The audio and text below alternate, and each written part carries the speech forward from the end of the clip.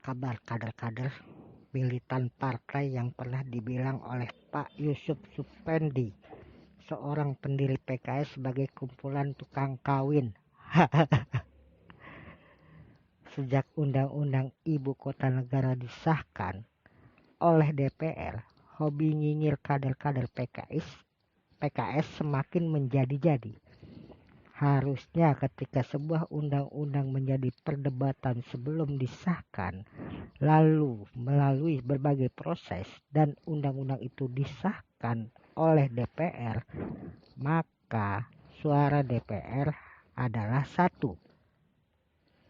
Tinggal mengawal pelaksanaan undang-undang itu, bukannya kalah di DPR, lalu membuat kegaduhan ekstra parlementer alias di luar DPR.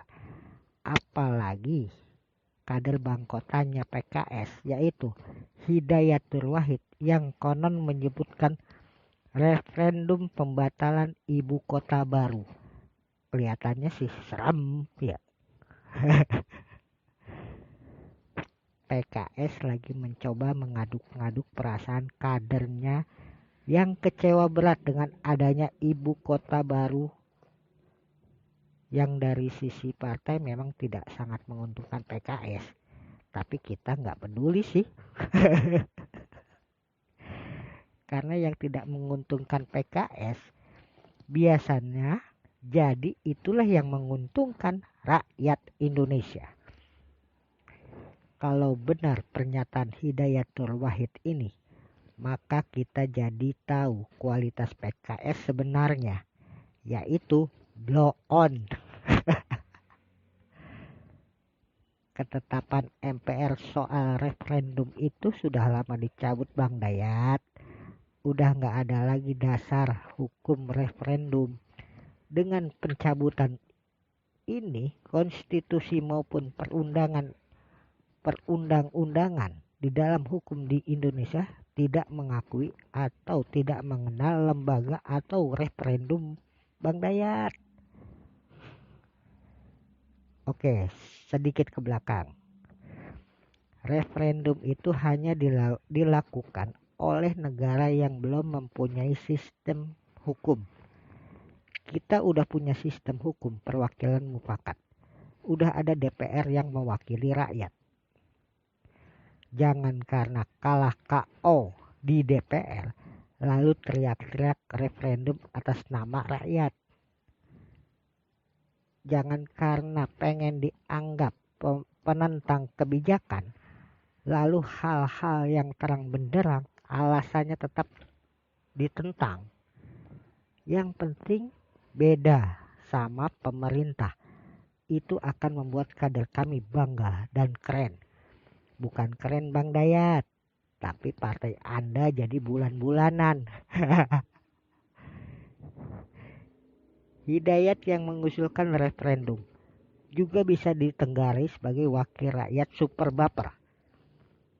Kalau di DPR, karena memang kurang pintar mengusulkan referendum, malah jadi blunder. Menolak ibu kota baru bukanlah sesuatu yang segar. Malah terlihat jadinya PKS anti kemajuan dan maunya mager. Terlanjur nyaman dengan Jakarta yang selalu dililit masalah oleh nggak bener. Arah Indonesia itu harus maju, tapi maunya muter. PKS masih teriang hasil referendum di zaman Presiden Habibie yang menghasilkan Provinsi Timor Timur menjadi negara mandiri. Dia nggak tahu aturan itu sudah lama mati. Dicabut pemerintah yang waktu itu, PKS yang waktu itu namanya PK, baru setahun berdiri. Kalau Hidayat Nur Wahid ngotot soal referendum ini, sama aja PKS menuju jurang bunuh diri. Karena rakyat kaget dan marah soal ide ini dan malah mengusulkan balik. Bagaimana digelar referendum bubarkan PKS yang konon isinya banyak kader HTI. Kita tahu modal PKS selama ini di parlemen cuma modal menunggu bola.